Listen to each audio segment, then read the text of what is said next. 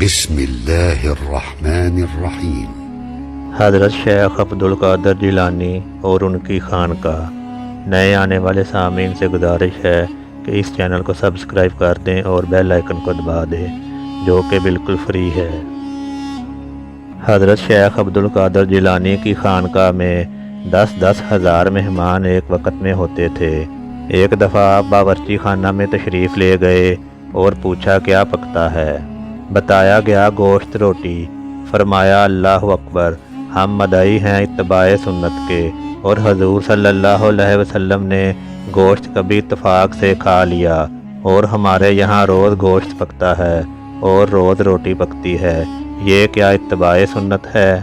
حکم دیا کہ آج سے وہی جو کی روٹی اور جو بھی چکی کا پیسا ہوا نہیں، بلکہ جیسے حضور صلی اللہ علیہ وسلم کی عادت کریمہ تھی کہ جو کو کوٹ ڈالا اور پھونک مار دی، بھوسا اڑ گیا اور موٹے موٹے دانے رہ گئے، اس کی ایک آدھ ٹکیا بن گئی، بس حضور صلی اللہ علیہ وسلم کا یہ کھانا ہوتا تھا۔ آج سے خانقاہ میں بھی یہی کھانا ہوگا۔ چنانچہ گوشت روٹی بند ہو گیا اور وہی جو کی ٹکیا بننے لگیں۔ کس کو عادت تھی؟ کس کے معدے میں تحمل تھا؟ کوئی بیمار ہوا، کسی کے پیٹ میں درد ہوا، کسی کو بخار آیا، کسی کو دست آئے، اور خانقاہ یا تو ذکر اللہ سے گونجتی تھی یا سارے بیمار پڑے ہیں۔ فرمایا کیا بات ہے، ذکر اللہ کی آواز نہیں آتی ہے۔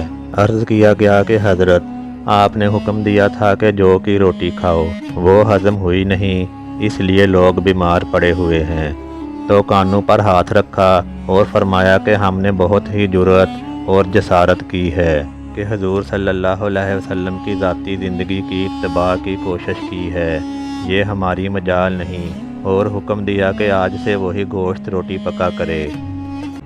دین و دانش۔ امید ہے یہ ویڈیو بھی آپ کو پسند آئی ہوگی۔